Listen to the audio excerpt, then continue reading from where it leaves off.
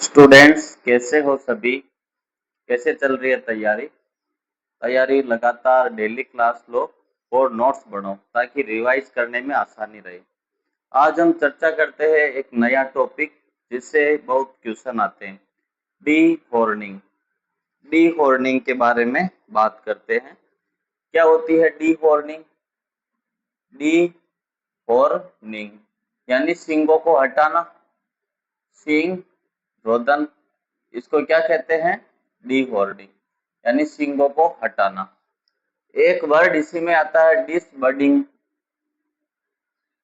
डिसबडिंग, डीहॉर्निंग और डिसबडिंग के बारे में बात करेंगे। जो डेयरी पशु होते हैं उसमें सींग का कोई उपयोग नहीं होता है।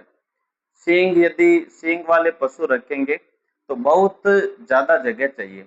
सींग नहीं होंगे तो कम जगह में ज्यादा पशु आ जाएंगे, क्योंकि सींग होने से एक पशु दूसरे पशु को चोट पहुंचा सकता है, जिससे अड्डर में डैमेज हो सकता है, या कोई पशु को ज्यादा चोट लग सकती है, जैसे एब्डोमिनल हर्निया हो गया।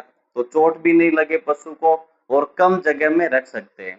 तो एक मैनेजमेंट प्रैक्टिस हो गई, यानी फायदा हो गया, कम जगह में ज्यादा पशु आ जाएंगे। सींग वाले पशु आपस में लड़ते हैं तो उनको दूर दूर रखना पड़ता है, तो जगह ज्यादा चाहिए। इसलिए डेयरी फार्म में डिसबडिंग या डीहॉर्निंग का महत्व बहुत ज्यादा हो जाता है। ठीक है, अब बात करते हैं डिसबडिंग। डिसबडिंग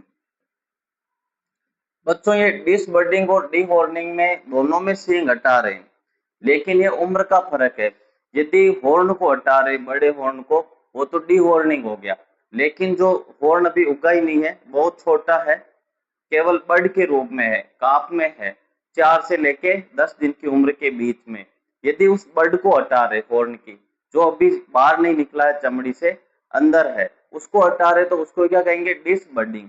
यानी जो बड होता है, कली, बड यानी कली होता है एक बटन के रूप में, उसको हटा रहे हैं, तो क्या कहेंगे इसको, डिसबडिंग। यानी काउस या बछड़े में हॉर्न बड को हटाना। ठीक है, इसको डिसबडिंग कहेंगे, बछड़े में करते हैं ये। अब ये कितने उम्र में करते हैं, सबसे ज्यादा महत्वपूर्ण क्वेश्चन यहाँ से डिसबडिंग में एज से लेकर आता है। कितने एज में करते हैं। स्टैंडर्ड बुक क्या मानती है, 4 से लेके 10 दिन के भीतर करते हैं। 4 से लेके 10 दिन के भीतर क्या करनी पड़ती है, डिसबडिंग। अब एग्जामिनर आपको ऑप्शन में मान लो 10 दिन दे दे, 20 दिन दे दे, 1 महीना दे दे और 2 महीना दे दे, तब आपका आंसर 10 दिन होगा। लेकिन यदि वो 4 से लेके 10 दिन के भीतर कोई भी ऑप्शन दे दे, तो भी आपको आंसर 4 से 10 दिन के भीतर वाले ऑप्शन को करना है। यहाँ पे क्वेश्चन गलत नहीं करना है। जैसे मान लो क्वेश्चन है डिसबडिंग की एज है, कब करते हैं। पहला दे दिया 1 वीक यानी 1 सप्ताह, दूसरा दे दिया 2 वीक यानी दूसरा सप्ताह, तीसरा दे दिया 3 वीक और चौथा ऑप्शन दे दिया 15 दिन। अब क्या आंसर जाएगा, देख लो 4 से 10 दिन के भीतर कौन सा ऑप्शन मैच हो रहा है, 1 वीक, 2 वीक, 3 वीक या 15 दिन। तो इसका सीधा आंसर हो जाएगा 1 वीक। ये क्वेश्चन यहाँ से पुटअप होता है, यहाँ से क्वेश्चन बनेगा। अब डिसबडिंग के 2 मेथड है। डिसबडिंग यानी हॉर्न को हटाना बहुत अर्ली स्टेज में, जब हॉर्न बड के रूप में रहता है, कली के रूप में रहता है, स्किन से बाहर नहीं आता है, उससे पहले ही हटा देते, इसको क्या कहते हैं, डिसबडिंग। डिसबडिंग में 2 मेथड है, एक तो केमिकल मेथड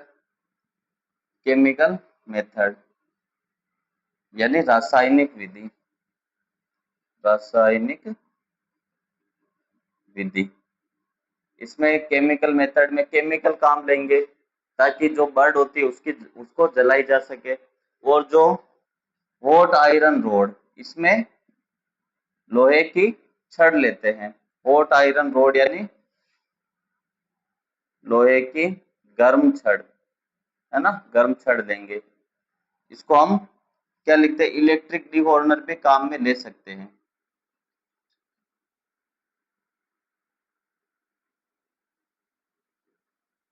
ये भी काम में लेते हैं। दोनों का मकसद क्या है, जो हॉर्न की बड है उसको हटाना, डिस बडिंग करना। चाहे केमिकल लो, केमिकल जला देगा हॉर्न बड को, या जो गर्म लोहे की छड़ ले लो, उसको हॉर्न बड के ऊपर लगा देते हैं, जिससे सिंग की जो बड होती है वो जल जाती है। केमिकल मेथड का दोनों का काम यही है। अब इसमें कौन कौन से केमिकल काम में लेते हैं, के ओ एच, यानी कास्टिक पोटास, कास्टिक पोटास काम में लेते हैं। एक होता है कास्टिक सोडा, कास्टिक सोडा काम में लेते हैं। इसका फॉर्मूला क्या होता है, NaOH। दोनों बेस है, दोनों जला देते हैं स्किन को, स्किन को जला के हॉर्न बड को जलाते हैं। और इनको क्या करते हैं, सबसे पहले जो केमिकल लगाते हैं, जहाँ पे हॉर्न बड होती है, बटन होता है, उसके ऊपर के जो हेयर होते हैं, हेयर को हटा दिया जाता है। और जहाँ से हेयर हटाते हैं उसके आसपास क्या लगाते हैं, वेसलीन, ताकि ये केमिकल दूसरी जगह को नहीं जलाए। फिर जहाँ पे हेयर हटाते हैं, इन केमिकल को तब तक रगड़ते हैं जब तक वहां से क्या आने लग जाए, खून, यानी केमिकल को तब तक रगड़ते हैं जब तक वहां से ब्लीडिंग नहीं होने लग जाए, यानी खून नहीं निकलने लगे, खून निकलने लग जाए, है ना, खून निकलने लग जाए, तब तक इसको रगड़ना है। अब रगड़ने वाले के हाथ में भी क्या दस्ताने पहनना जरूरी है, नहीं तो ये जो लगाने वाला उसकी स्किन को भी जला सकता है। और बछड़े को ये क्या पेनफुल मेथड है, रासायनिक विधि, इसमें जलन काफी ज्यादा होती है, इरिटेट करता है। इलेक्ट्रिक डिफॉर्नर या हॉट आयरन रोड, इसको क्या करते, रोड को एकदम गर्म कर देते हैं, और गर्म करके जो हॉर्न बड होती है उसके ऊपर 10 सेकंड के लिए लगा देते हैं, जिससे वो हॉर्न जो कली है वो क्या जल जाती है। उसके बाद पूरे उम्र उस पशु के जो सींग है वो नहीं आते हैं। इसमें तापमान काफी ज्यादा क्वेश्चन पूछते हैं, तापमान को लेके। तापमान रखते हैं 1000 डिग्री फ़ारेनहाइट या 538 डिग्री सेंटीग्रेड। और समय टाइम पूछे तो टाइम कितना रखते हैं, 10 सेकेंड। टेम्परेचर 1000 डिग्री आए ऑप्शन में फ़ारेनहाइट में तो भी सही है, 538 डिग्री सेंटीग्रेड आए तो भी सही है। और टाइम है 10 सेकंड के लिए लगाते हैं, जिससे हॉर्न क्या हो जाता है, बर्ड होती है वो जल जाती है, यानी समाप्त हो जाएगी। ये काफी कॉमन, यानी सबसे ज्यादा यूज किया जाता है, सबसे ज्यादा उपयोग में लिया जाता है। या ये हो गए आपके डिसबर्डिंग। अब हम बात करेंगे डी हॉर्निंग की, ये नोट करो तब तक।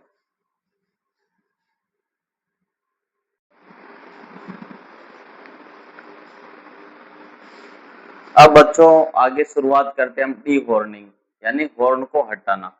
डी हॉर्निंग की बात करते हैं। डी हॉर्निंग यानी जो सींग स्किन से बाहर आ चुका है, अब उसको हटाना काफी मुश्किल होता है, तो उसको हम डी हॉर्निंग कहते हैं। डी हॉर्निंग में क्या करते हैं, सींग यदि कड़क हो जाएगा, बड़ा हो जाएगा, स्किन से बाहर आएगा, या तो उसको सो यानी आरी की मदद से हटाओ, या क्लिपर्स, कोई काटने की वस्तु है उससे काटा जाता है, सो या क्लिपर्स की मदद से। इसमें क्या होता है, सींगों को वयस्क या जो एडल्ट पशु होते हैं, वयस्क या ऐसे पशु जिनमें सींग जो स्किन से बाहर आ चुके हैं, स्किन से बाहर दिखाई देते हैं,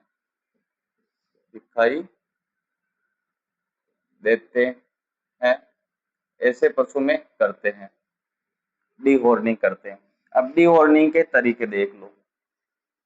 एक तो होता सा, इसको हम आरी कहते हैं, बड़ा हो गया है सींग, इसको आरी से काटो, या फिर किससे काटो, क्लिपर। ये सींग को काटने का एक उपकरण होता है क्लिपर, इसकी मदद से क्या करते हैं, डीहॉर्निंग। डीहॉर्निंग कर लो, या तो क्लच वायर से भी करते हैं काफी लोग। जब भैंसों के सींग मुड़कर स्किन में चुभने लग जाए, सिर में चुभने लग जाए, तब क्लच वायर से भी काटते हैं। या फिर इलास्टेटर, एक रबड़ की रिंग होती है, उसको हॉर्न के ऊपर टाइट कस दिया जाता है इलास्टेटर की मदद से। धीरे धीरे खून का दौरा, सप्लाई रुक जाएगी और हॉर्न अपने आप गिर जाता है। इसकी मदद से क्या करते हैं, रबड़ जो रिंग होती है, रबर रिंग होती है, इसको हॉर्न पर टाइट, है ना, मजबूती से टाइट कस दिया जाता है, कस दिया जाता है। जिससे क्या होगा, जिससे ब्लड सप्लाई, ब्लड सप्लाई रुक जाती है, रुक जाएगी ब्लड सप्लाई। और जो बड़े सींग है, जो छोटे सींग है, बड़े सींग कब गिरेंगे इस विधि में, 2 महीने में। 2 महीने का टाइम लगेगा। तब तक पशु को कितना ज्यादा पेन होगा, पशु बहुत ज्यादा पेन में रहता है, जिससे चारा पानी खाना कम कर देता, पशु कमजोर हो जाएगा। तो ये विधि अच्छी विधि नहीं है। और जो छोटे सींग हो, छोटे सींग कितने दिनों में गिरेंगे, लगभग 3 से 4 वीक में, वो भी 1 महीना। तो ये क्या है, एक पेनफुल मेथड है, पेनफुल मेथड, यानी पीड़ादायक विधि है ये, पीड़ादायक विधि, यानी इसमें पेन काफी ज्यादा होता है, पीड़ादायक विधि है ये। ठीक है, डी वार्निंग आपके इतनी है। केवल डिस बडिंग से क्वेश्चन ज्यादा आता है। डिस बडिंग की एज पूछता है एग्जामिनर, 4 से लेके 10 दिन। और जो इलेक्ट्रिक डी हॉर्नर है, उसका तापमान 1000 डिग्री फ़ारेनहाइट, 538 डिग्री सेंटीग्रेड और 10 सेकंड। ये दो क्वेश्चन बहुत ज्यादा बनते हैं, है ना, डिसबर्डिंग। बाकी डी हॉर्निंग ये नॉर्मल आपको ध्यान रखने, आरी से या क्लच वायर से, इससे काटे जाते हैं। इलास्टेटर है, ये प्रचलित नहीं है, लेकिन बुकों में लिख रखा है कि ब्लड सप्लाई रोक दी जाती है टाइट कसकर, खून का दौरा नहीं होगा तो हॉर्न अपने आप सूख कर गिर जाते हैं। ठीक है दोस्तों, नोट करो।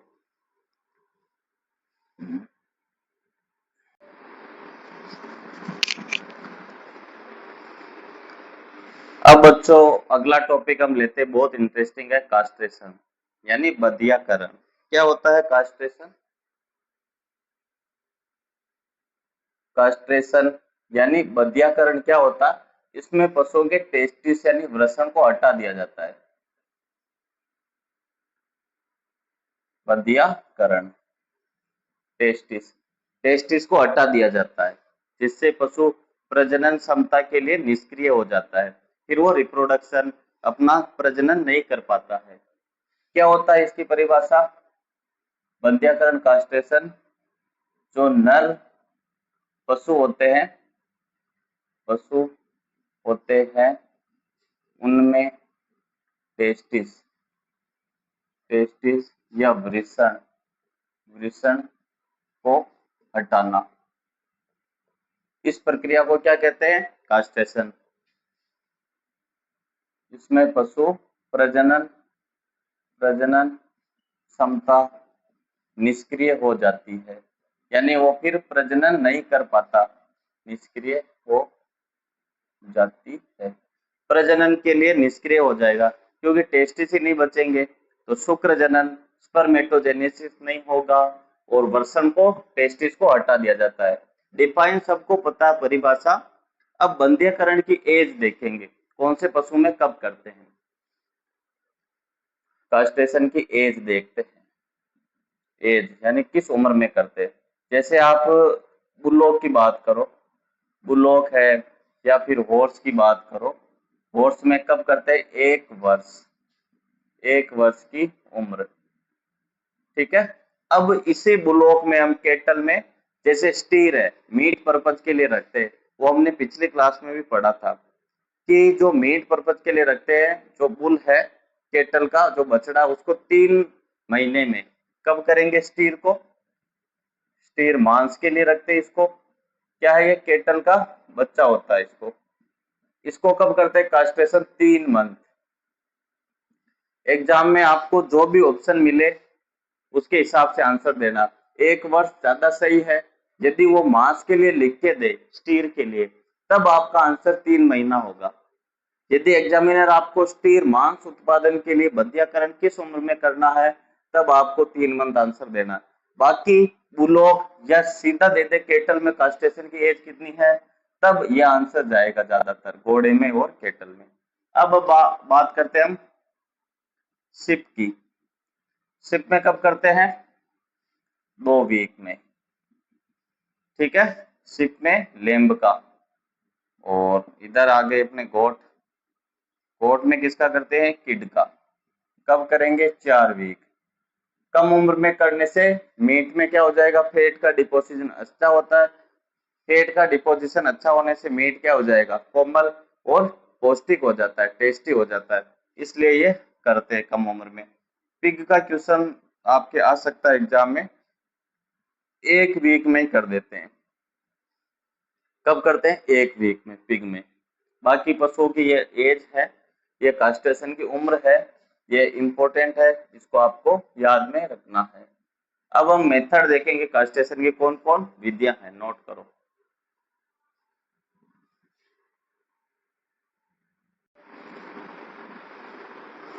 अब बच्चों आगे चलते हैं कास्ट्रेशन की विधियां। कास्ट्रेशन के मेथड यानी बंध्याकरण की कौन कौन सी विधियां हैं? 2 विधियां प्रचलित है। पहली विधि क्लोज मेथड। क्लोज मेथड, इसमें किसी प्रकार का जो चीरा नहीं दिया जाता है। क्लोज यानी रक्त विहीन, क्लोज मेथड है ये, यानी रक्त विहीन मेथड है। ठीक है, क्लोज मेथड है, रक्त विहीन विधि है। अब इसके अंदर 2 विधियां पढ़ेंगे हम। एक तो होता बर्डीजो, जिसमें स्पर्मेटिक कोड को अंदर डाल के बर्डीजो से दबा देते हैं। ये काफी ज्यादा प्रचलित है, आपने ये देखा होगा, सभी ने एक्सपोजर किया होगा। तो इसमें पहली विधि किससे करते हैं? बर्डीजो से। बर्डीजो कास्टेटर, कास्टेटर, बर्डीजो कास्टेटर। ये एक उपकरण होता है जो एक कैंची की तरह आता है, आगे से इसके 2 नुकीले हिस्से होते हैं, जिसमें स्पर्मेटिक कोड रखकर दबा देते हैं, जिससे स्पर्मेटिक कोड क्या हो जाएगी? क्रश हो जाएगी, दब जाएगी, जिससे टेस्टिस जो वर्षण है, इसमें ब्लड की सप्लाई नहीं होगी, खून की सप्लाई नहीं होगी, तो वहां पे शुक्र जनन और टेस्टोस्टेरोन हार्मोन बनना बंद हो जाएगा, क्योंकि ब्लड सप्लाई नहीं होगी। ये उपकरण क्या करता है? स्पर्मेटिक कोड होती है, स्पर्मेटिक कोड को दबा देता है, दबा देते हैं। स्पर्मेटिक कोड को क्या कर रहे हैं? दबा देते हैं, जिससे क्या हो जाएगा? ब्लड सप्लाई सप्लाई रुक जाती है। कहाँ रुकेगी? टेस्टिस में। टेस्टिस की ब्लड सप्लाई रुक गई।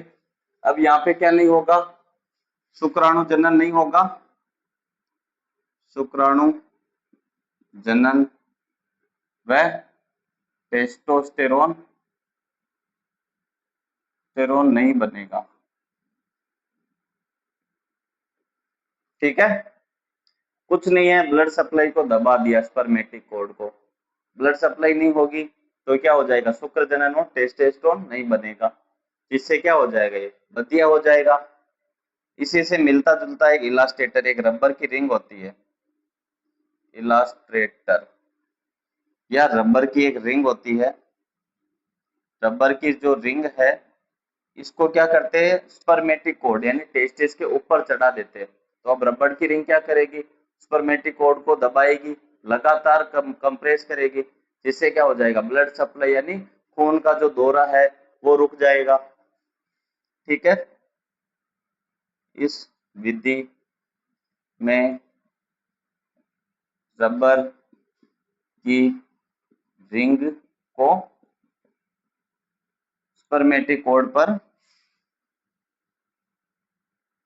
मेटिकोड पर चढ़ा दिया जाता है। ये भी पेनफुल मेथड है, क्योंकि दोनों का काम है ब्लड सप्लाई रोकना, लेकिन बर्डी जो ये क्या अचानक से रोक देता है, लेकिन ये काफी लंबे समय तक लगी रहती है, तो ये क्या है, पेनफुल मेथड है। क्या है, पेनफुल मेथड है। और ये किस में काम लेते हैं, एग्जाम्पल में, जैसे बुल हो गया, उसको करना हो, रेम में करना हो, ठीक है, और जो अपना डोय है, बकरा का बच्चा है, जैसे किड है, इनमें करना हो, तो ये कॉमनली यूज किया जाता है। दूसरा मेथड है, पहला विधि क्लोज हो गई, दूसरी है ओपन मेथड। ओपन मेथड, इसमें क्या कहते हैं, स्किन पे चीरा देते हैं टेस्टिस पे, तो इसको ओपन हो गया। इसको मैं क्या कहता हूँ, सर्जिकल मेथड, यानी सर्जरी से हटा रहे हैं, तो इसको सर्जिकल मेथड भी कहते हैं। सर्जिकल मेथड हो गया, और इसमें क्या आ जाएगा, ब्लड आएगा, ब्लड आएगा, तो ये ओपन मेथड हो गया, ठीक है, सर्जिकल। इसमें क्या होता है, स्किन पर चीरा दिया जाता है, इसमें वृषण कोष पर, वृषण कोष पर चीरा यानी इंसिजन, चीरा देखकर, देखकर क्या करते हैं, टेस्टिस को हटाते हैं, टेस्टिस को हटाते हैं। इसके एग्जाम्पल क्या है, ओपन मेथड के, किन किन में करते हैं, जो एनिमल इतना पेन नहीं सहन करते, जैसे घोड़ा हो गया, डॉग हो गया, केट का टॉम हो गया, जैसे घोड़ा, ठीक है, और बुल में भी कर सकते हैं, वैसे सभी पशुओं में करते हैं, जैसे कुत्ता हो गया, कैमल हो गया, ठीक है, टॉम हो गया, जो बिल्ली का जो मेल होता है उसको हम टॉम कहते हैं, और केटल में भी कर सकते हैं, इसमें केटल या रूमिनेंट लिख देता हूं मैं, यानी सभी पशुओं में ये उपयोगी है कास्ट्रेशन के मेथड। सिंपल है, क्लोज मेथड यानी चीरा नहीं दे रहे, फिर कास्ट्रेशन करना हो तो ब्लड सप्लाई रोक दो, तो इसको दबा देते, इसमें भी यही काम है, इसमें भी यही काम है, बर्डी जो कास्ट्रेट है नाम से आपको पता लग जाएगा। और ओपन मेथड यानी चीरा दे रहे, सर्जरी से निकाल रहे, तो कहाँ पे चीरा दोगे, जहाँ पे टेस्टिस होंगे वहां पर, तो इसमें वर्सन कोष पे इंसिजन दिया जाता है, चीरा, और इन पशुओं में किया जाता है। बस सिंपल है, केवल कास्ट्रेशन की एज आपको याद रखनी है।